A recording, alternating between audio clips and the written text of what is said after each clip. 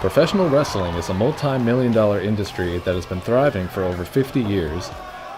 The men and women who want to make it as wrestlers have got to have strength, guts, and a personality that's larger than life if they want to make it to the WWE. But not everyone is cut out for the kind of lifestyle that pro wrestling demands, and the road to the top is full of struggle and hardship.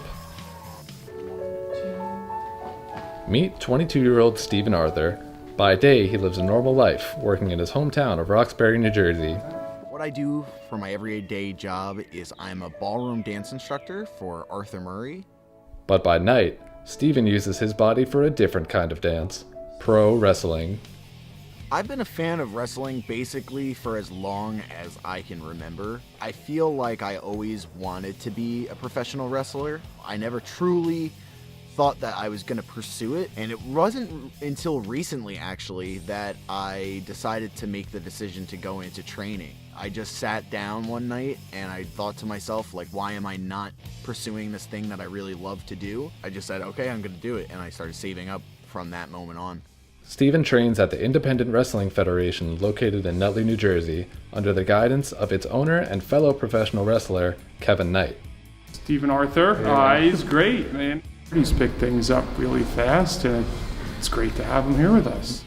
According to Kevin, the IWF receives people from all walks of life, and Stephen is one of many pursuing a dream. We have men, women, all ages. We've had some that are lawyers, some that work in computers, some that work in construction, accountants, you name it. So by day, they are either going to school or working a 9-to-5 job, and by night and on weekends, they're a professional wrestler.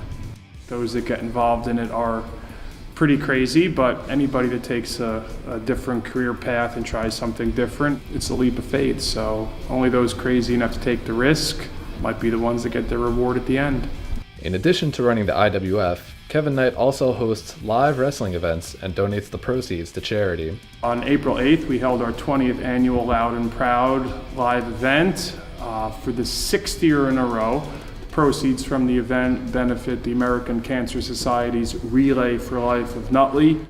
Loud and Proud had some big names in attendance, including WWE wrestler Tommy Dreamer and WWE Hall of Famer Tito Santana. It's a great fundraiser, and I always look forward to meeting a lot of the fans. Fire up! Arriba! I think Tito Santana is like one of the greatest wrestlers ever, so seeing him wrestle in person was awesome. It's especially interesting to me because Tito Santana was actually one of my middle school Spanish teachers. Tito Santana underwent something of a dramatic career change himself. He is now a Spanish teacher at Eisenhower Middle School in Roxbury, New Jersey. We asked Tito if he had anything to say to aspiring wrestlers like Stephen. You can't go into this business, professional wrestling, with half a heart.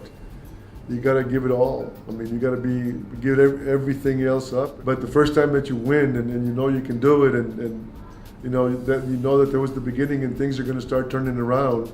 I never forget the first time that I won a match.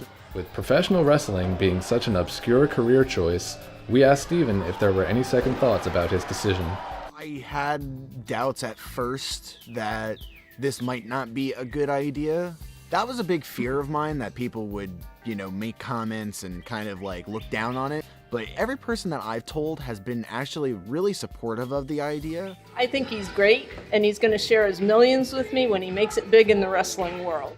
Everyone seems to agree that following your passion is a risk, but ultimately worth it if you have the right work ethic and attitude. It's those that are willing to take the risk and do something out of the norm are the ones that are going to achieve great things. I mean, if nobody took a risk to do something different, most of what we see throughout the course of the day wouldn't exist. We wouldn't hear music, we wouldn't see art, we wouldn't watch television programs. So I think you do need to be willing to take the risk if you care, for something bad enough. It's